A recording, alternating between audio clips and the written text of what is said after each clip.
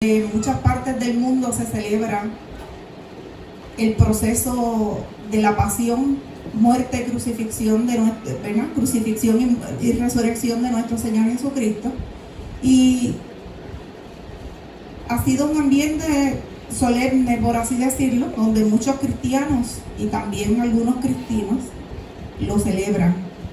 Y tal vez les sorprenderá, ¿verdad?, esta palabra, porque muchos son cristianos todo el año, pero muchos son cristianos cuando llega la Cuaresma, donde solamente durante ese periodo recuerdan el sacrificio, el gran sacrificio ofrecido en la cruz del Calvario para salvar nuestras vidas. A veces durante todo el año se pasean por las playas, por los parques, por diferentes escenarios, pero se olvidan de Dios y se olvidan de mirar a la cruz. Se olvidan del sacrificio que Jehová Dios envió a su unigénito Hijo para pagar un alto precio en rescate de nuestras vidas y de nuestra salvación. Muchas personas se preocupan durante ese periodo de cumplir una penitencia. Y no es que esté mal que hagamos penitencia, no es que esté mal que dejemos de comer algunas cosas, no es que esté mal que guardemos reposo en nuestra casa, que hablemos bajito, como acostumbra mucha gente, porque dice Semana Santa, ¿verdad?, cuando se celebra la Semana Mayor. Pero no se ocupan de buscar durante todo el año un tiempo, un espacio de acercarse a la cruz. No se ocupan, o no nos ocupamos, por incluirme, de buscar el rostro del Señor. Ocupan el tiempo durante ese periodo de Cuaresma. Se llama Cuaresma porque según la tradición fueron 40 días, pero yo estuve haciendo la tarea de investigar, y aunque eso sería material para otra predicación, ¿verdad?, fue más el periodo desde el proceso que se llevó a cabo hasta después de la resurrección y los 40 días de ayuno de nuestro Señor Jesucristo. Pero las personas durante ese periodo se enfocan en no comer carne, no hablar malo, no ofender al prójimo. Pero una vez se celebra el domingo de resurrección y llega el lunes, se olvidó todo lo que hicieron en la semana. Ya no miran al hermano, ya no ayudan al que necesita, y siguen con su vida cotidiana como si no hubiera pasado nada, esperando al siguiente año a que llegue la Semana Santa para volver a guardar penitencia o poder recordar el sacrificio que hizo Jesús, y durante ese periodo buscar un poco más de él. Y es triste porque no valoramos un sacrificio tan grande, un sacrificio que costó sangre en una cruz del Calvario, un precio muy alto pagado para que usted y yo podamos alcanzar la vida eterna en Cristo Jesús, Señor nuestro. Porque aunque aquí el versículo narra dentro del proceso por el que el Señor pasó, y desde Mateo 26 en adelante habla de la entrega, de la negación de los apóstoles, de la traición de Judas y de todo el proceso que ya conocemos. Y durante la Semana Mayor muchos crean conciencia y se enfocan en las 7 palabras que se dijeron en la cruz, las últimas palabras que marcaron la vida de nosotros como cristianos, los últimos suspiros, las últimas palabras dadas, el último mensaje con un gran significado. Es lamentable que no aprovechemos, que no hagamos nuestro un sacrificio tan grande. Y la predicación mía de esta noche tiene como tema: ¿de qué lado de la cruz tú estás? Y durante ese proceso, ¿verdad?, como menciona aquí en Lucas, que dice que junto a Jesús crucificaron 2 malhechores. En otras versiones dice palabras diferentes, dice criminales, no dice en ningún sitio que fueran 2 ladrones. Yo busqué en diferentes versiones, han sido diferentes las traducciones del hebreo, pero en ningún lugar decía que fueran ladrones.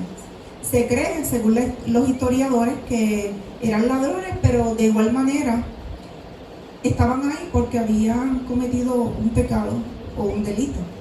¿Verdad? Un pecado no, bueno, sí, es pecado, pero habían cometido un delito para la ley.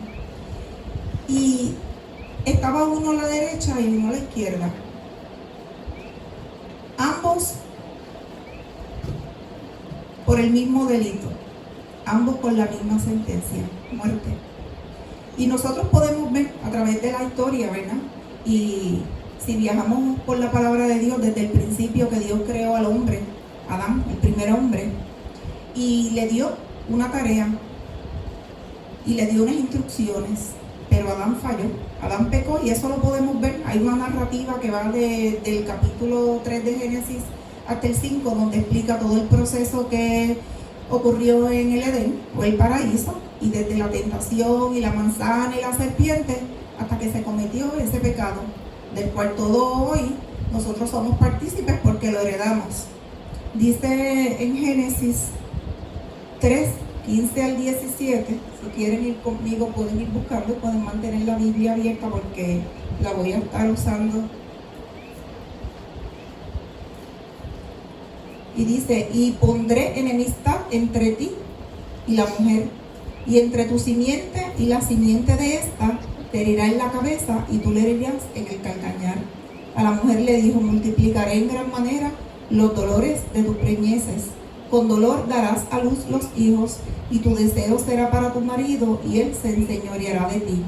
Y al hombre dijo: por cuanto obedeciste a la voz de tu mujer, y comiste del árbol que te mandé diciendo, no comerás de él, maldita será la tierra por tu causa. Con dolor comerás de ella todos los días de tu vida.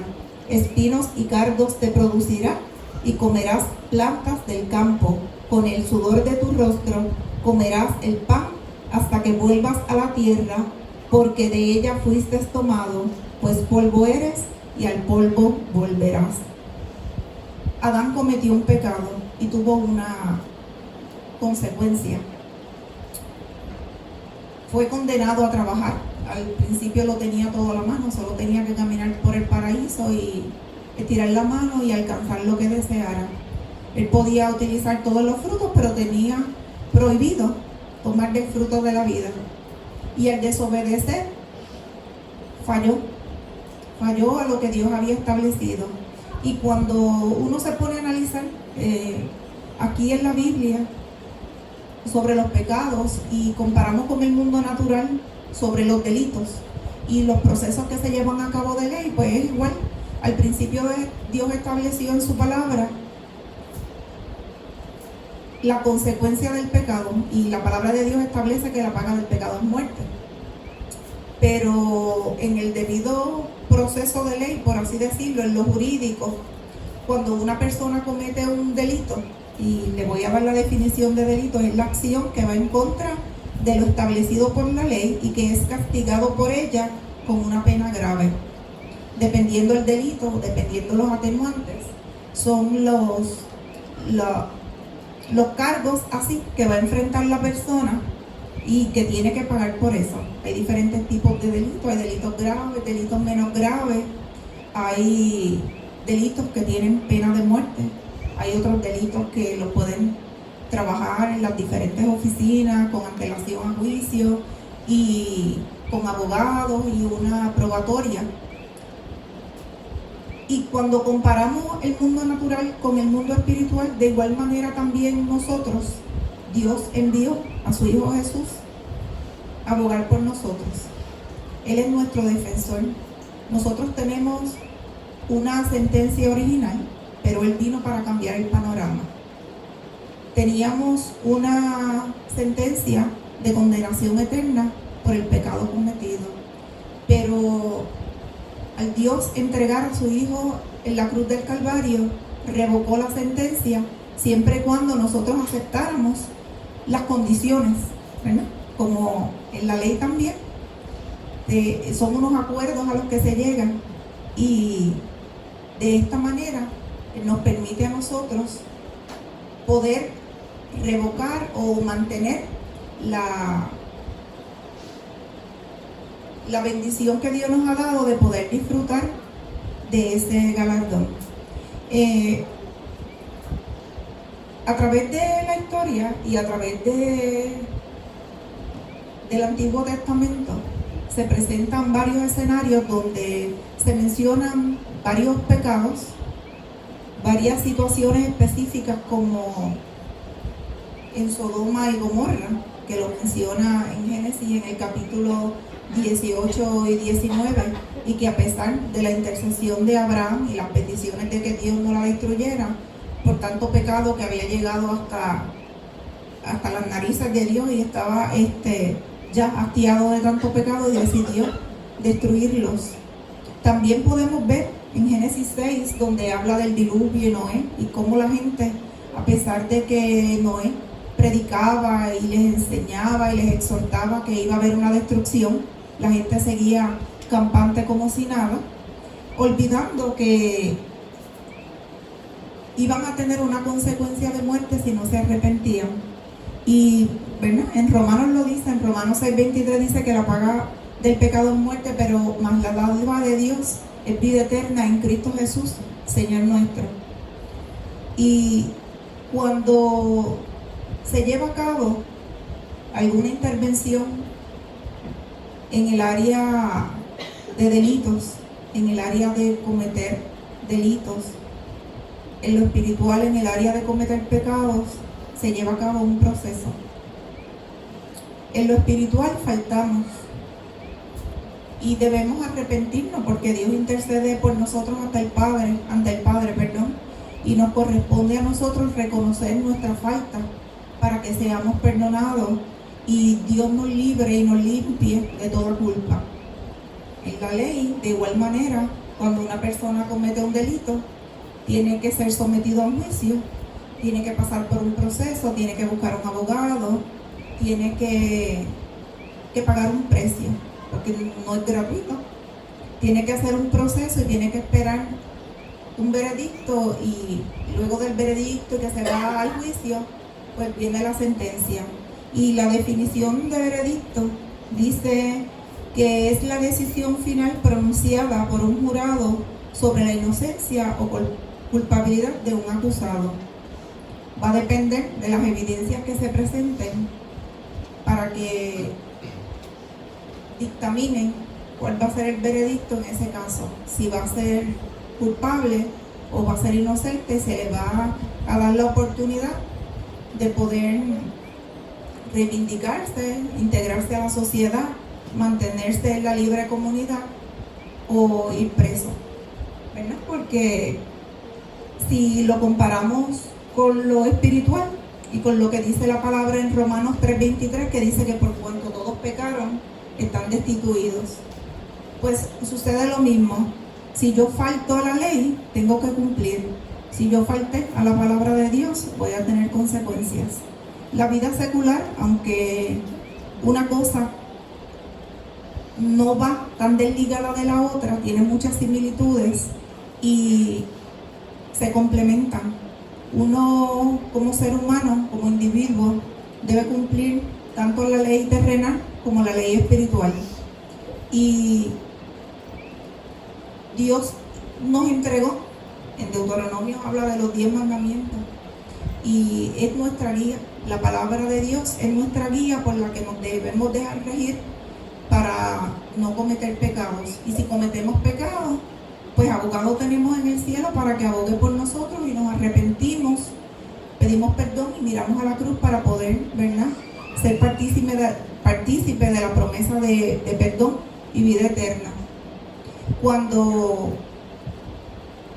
el caso va al tribunal y continúa el proceso, hay diferentes tipos. Se puede ver un caso por jurado o se puede ver un caso por derecho.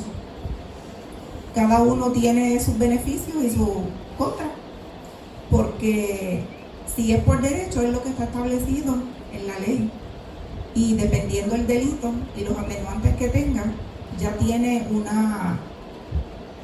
está escrito cuál va a ser la sentencia de ese caso. Si es por derecho, pues la persona corre con el chance de que el jurado lo encuentre culpable o lo encuentre inocente. y que pueda haber alguna discrepancia y que la persona salga favorecida.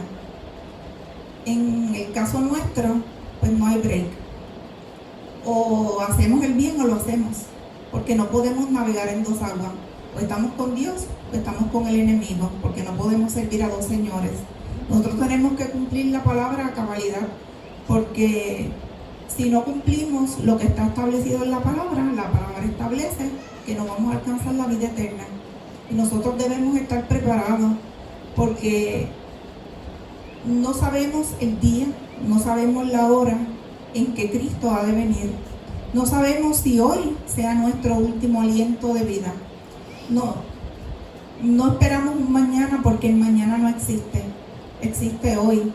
Y cuando estos dos individuos, estos dos malhechores, estos dos sentenciados, de igual manera con Cristo, siendo inocente Jesús, ellos, uno al lado del otro, inicialmente ellos tuvieron un diálogo, una conversación, y yo me imagino, como dice el hermano Junior, yo me hago un mental picture, una gráfica, y es interesante analizar cómo, porque la Biblia no dice toda la conversación que hubo allí, pero deben haber hablado más cosas, deben haber hecho señalamientos, deben haber hecho recriminaciones.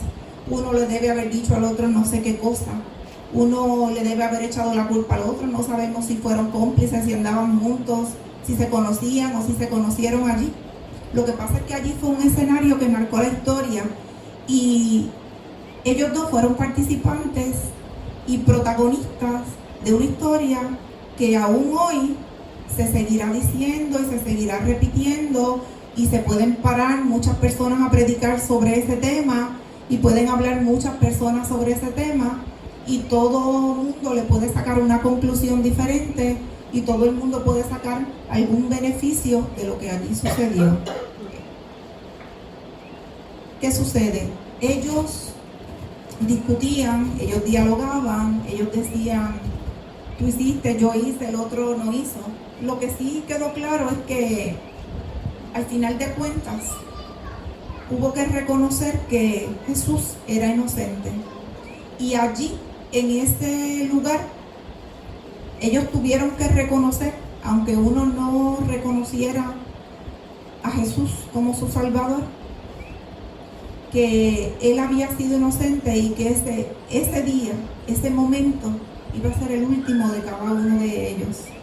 A diferencia de que uno decidió reconocer el rescate que estaba pagando Jesús por su vida, por la suya y por la mía, porque mentalmente nos podemos transportar allí y ubicarnos o a la derecha o a la izquierda de la cruz, porque de igual manera nosotros también hemos sido culpables de que Él llegara hasta esa cruz. Si yo pienso que Jesús fue allí consciente y sabiendo los pecados que usted y yo hemos cometido el día de hoy y los que habremos de cometer, ¿verdad? Y que Dios nos perdone, porque somos humanos y somos pecadores, y pecamos cada día con nuestros actos, con nuestros pensamientos, con nuestros comentarios, hasta con nuestro andar pecamos. Es por eso que en todo momento nosotros tenemos que reconocer y estar pendientes de ese gran sacrificio, y analizar nuestras vidas y mirar detenidamente, hacer una introspección y analizar de qué lado de la cruz yo me encuentro. Si estoy a la derecha, si estoy a la izquierda, si soy el pecador que aún sabiendo que mis minutos están contados, decido seguir haciendo los delitos, los pecados que me apartan de Dios, o si soy el ladrón o el malhechor o el pecador que decide reconocer aún en último momento que he fallado, que he pecado, que he hecho lo malo ante Dios, pero reconozco que solo Él me puede dar vida y puede perdonar mis pecados. Han sido muchas traducciones que han hecho del hebreo de ese versículo de Lucas 43, donde menciona que Jesús le dijo: de cierto hoy estarás conmigo en el paraíso. Menciona que tal vez una coma aquí, quitada o puesta fuera de lugar, cambia de contexto lo que decía el versículo, pero de igual manera una coma antes o una coma después no hace no hace diferencia del sacrificio que allí se llevó a cabo y de las palabras que Jesús le dijo al pecador, de que lo perdonaba y que de cierto estarían hoy, ayer, mañana o cuando la trompeta suene, va a estar con él en el paraíso. Nosotros fallamos muchas veces en reconocer que tenemos que actuar con diligencia, tenemos que moldear nuestras vidas, ajustarlas a lo que establece la palabra de Dios, que nosotros tenemos que reconocer que necesitamos a Dios cada día en nuestras vidas, que nosotros debemos andar conscientes de que en cualquier momento la trompeta puede sonar, de que debemos enderezar nuestras vidas y dejarnos regir por la palabra de Dios, de que debemos ser luz en medio de las tinieblas, que debemos organizar nuestras vidas, organizar nuestra mente, nuestros actos, nuestros pensamientos, que vayan acorde con lo que establece la palabra de Dios. Porque cuando en el juicio del que estaba hablando se toma la decisión o ya se leyó el veredicto, se dictaminó un veredicto, el acusado, que en este caso somos usted y yo, tenemos que esperar una sentencia. Y ese momento ha de llegar, porque la palabra de Dios dice que todos, buenos, malos, grandes, pequeños, tenemos que comparecer al tribunal de Cristo. Y tenemos que dar cuenta por lo que hicimos. Y también tenemos que dar cuenta por lo que no hemos hecho. Así que cuando la sentencia sea leída, que es una resolución de un juez o un tribunal con la cual se concluye un juicio o proceso, que es lo que se utiliza en el medio legal, ya no hay break. Ahí van a decir: usted es inocente o usted es culpable, usted cumplió o no cumplió, hizo lo que le envié a hacer o no lo hiciste, te correspondía hacer tal cosa y te negaste, no hiciste para lo que fuiste creado. Cada uno de nosotros que está aquí, tal vez usted en esta noche vino con una expectativa de quién va a predicar, quién es la persona que va a traer el mensaje. Yo puedo decirle que no es casualidad que usted esté aquí en esta noche. Tampoco es casualidad que me haya tocado a mí traer la palabra del Señor en esta noche. Yo me siento honrada de poder estar parada aquí. Yo puedo decir que muchas veces me negué a decir lo que el Señor me muestra. Muchas veces me he negado a dar una palabra que Dios me ha revelado. Muchas veces he sido desobediente y sé que Dios me ha de pedir cuentas por eso. Pero estamos para reivindicar, para retomar el paso y volver a la senda. Todavía hoy estamos aquí, no hay mañana, pero hoy sí existe. Y yo quiero decirle en esta noche que yo no sé cuál sea el talento que usted tenga, como decía la pastora. Yo no sé cuál sea el propósito para el que Dios a usted lo llamó.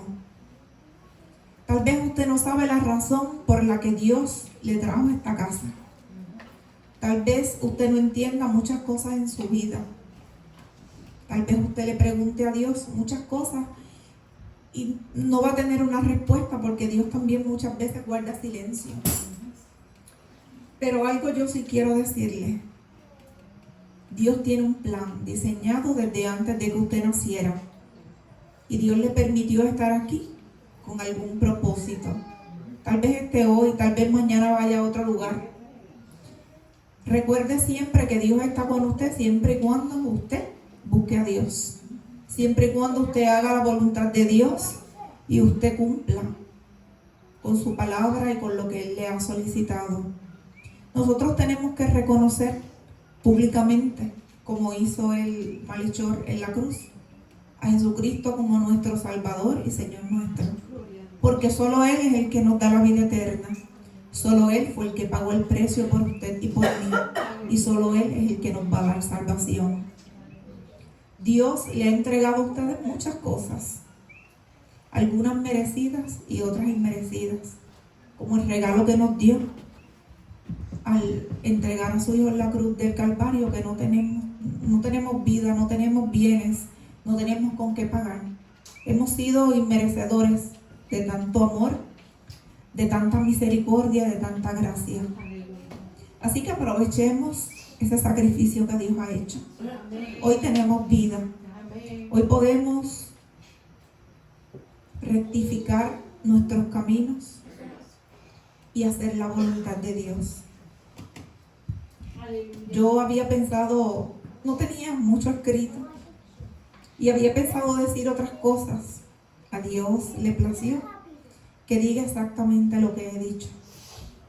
Yo solo les voy a preguntar en esta noche que usted analice su vida, que usted haga una introspección y evalúe cómo usted está, en qué etapa del juicio de su vida usted se encuentra, si cometió delito, si ya le dieron un veredicto, si encontraron falta o si ya están a punto de leer la sentencia. Dios pagó un precio muy alto al enviar a su Hijo Jesús. Nos corresponde a nosotros corresponderle. ¿Cómo? Reconociéndole, reconociendo el sacrificio y llevando el mensaje a otras vidas. No callar un sacrificio tan grande en la casa, en la iglesia, en el trabajo, donde quiera que nos encontremos. Debemos llevar la palabra de Dios. Debemos ser luz en medio de las tinieblas, en un mundo que está perdido, en un mundo que ha vuelto la espalda a Dios. Mañana puede ser tarde. Así que analice de qué lado de la cruz usted se encuentra hoy. Este es el mensaje, no le voy a quitar ni le voy a añadir. Espero que el Señor les bendiga grandemente. Si alguno desea oración, si alguno cree que está en el lugar incorrecto, de la cruz, o entiende que ha sentido titubear sus pasos, su andar, puede pasar y oramos por usted. Si alguien quiere reconocer a Jesús como su Salvador, hoy es la noche. Si alguien se ha apartado y desea reconciliar su vida con el Señor, hoy es la noche. Así que yo le invito a que escuchen esta alabanza que va a estar sonando próximamente, que analicen un sacrificio tan grande. Y solamente me resta decirle que el Señor les bendiga. Síganse gozando y los amo en el amor del Señor. Y gracias por su atención. Santo, te adoramos, Dios.